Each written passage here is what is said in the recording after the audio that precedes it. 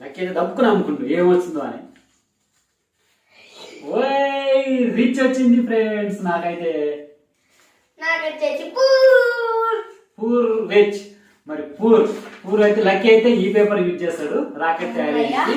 నేను రిచ్ వచ్చింది కాబట్టి నేను ఈ పెద్ద పేపర్ తయారు చేస్తాను. ఫ్రెండ్స్ మీకు చెప్పాలా, పూర్ రాకెట్ మంచిగా వస్తుంది రిచ్ రాకెట్ కంటే. అంతేనా? చూద్దాం మరి పూర్ రాకెట్ ఎక్కువ దూరం వెళ్తుందా, మరి రిచ్ రాకెట్ ఎక్కువ దూరం వెళ్తుందా అనేది. ఇది బరువు ఉంటది కాబట్టి మళ్ళా ఊకనే పూసిపోతుంది, వెళ్ళలేదు. సరే చూద్దాం. ఫ్రెండ్స్ మీరు ఎంతమంది అయితే రాకెట్ చేసారో కామెంట్ లో పెట్టండి.